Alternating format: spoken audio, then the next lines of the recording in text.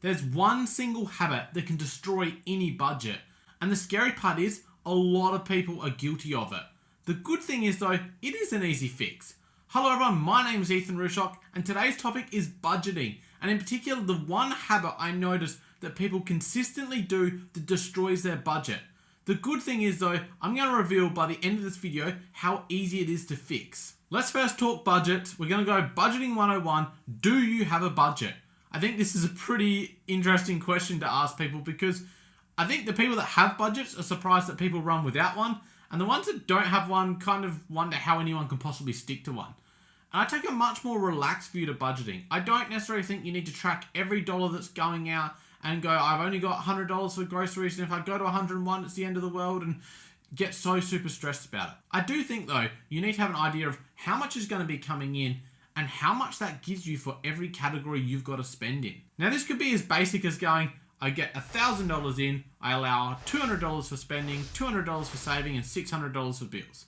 But I like to go a bit further. I have a spreadsheet, I have columns for each type of expense. I've worked out how much I need to put away each pay, and then I can know that my pay is going to be split between those categories. Once they're split, when I spend from those categories, it comes off and that running balance goes. Of course, being an accountant, I use a spreadsheet and it's kept up to date. I do it once a week. It literally takes me 5 to 10 minutes and it's done.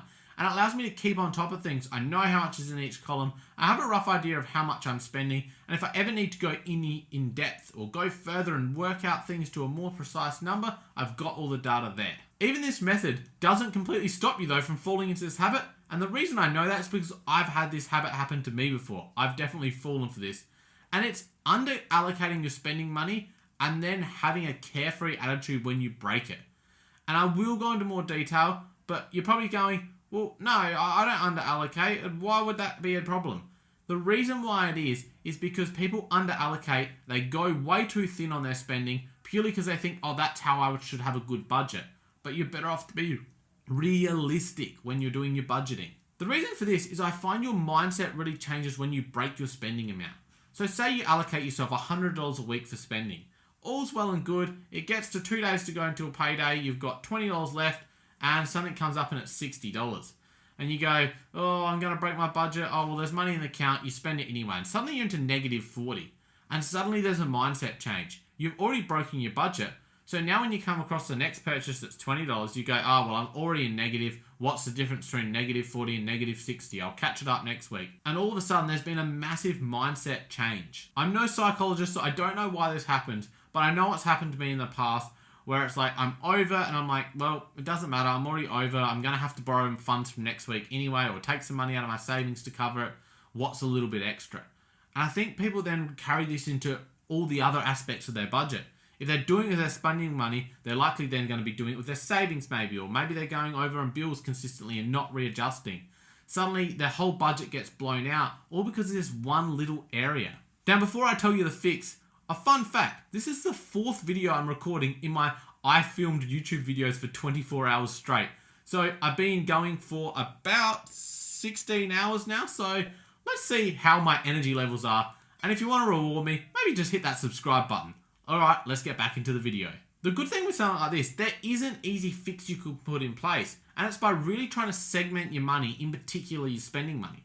The reason I know this has happened to me in the past is, for instance, if I'm just running all my budget off a spreadsheet and my spending money is mixed in there, I can't just look at my bank balance and know how much spending money I've got. So it's much easier for me to, 1, go over accidentally, and 2, if I am to go over my spending, it doesn't really matter, the money's in the account, so there's nothing really stopping me from doing it. I just use my card, it's done. Whereas if you allocate your spending money to a separate card or a separate bank account, then it's much harder for this to happen. The other area this happens is when people have their spending money on a credit card, for instance. And they go, well, I've got a $5,000 balance. I only have $100 spending, but I can go above it. I'll just catch it up in the future. It's much easier to do when you know your card isn't going to decline. So let's change the scenario around here. And we go, now we get our $100 a week of spending, but we put that in a separate bank account that's got its own card linked to it. And that's the only card we use for spending.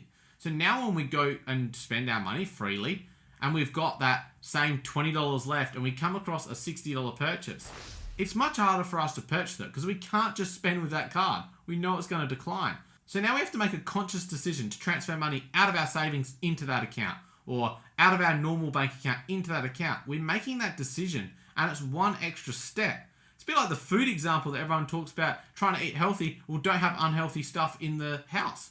It's the same with money. If you've got easy access to money that's going over your budget, then you're much more likely to spend it. Whereas if it's just an extra step, it might be a hassle and you go, oh, I'm actually reconsidering, maybe I don't need to make that purchase. And then even if you do go and make that purchase, you go, no, I do really need this. At least you know you've made that conscious decision to do it. You know it wasn't just a spur of the moment because you had to go and do another step to do it. You've put that extra thought in, and you'll probably feel more comfortable with it, and it probably won't happen as often. Now, just like this habit, I've also discovered a range of habits that separate the rich from the poor. So go and check that video out that's coming up next.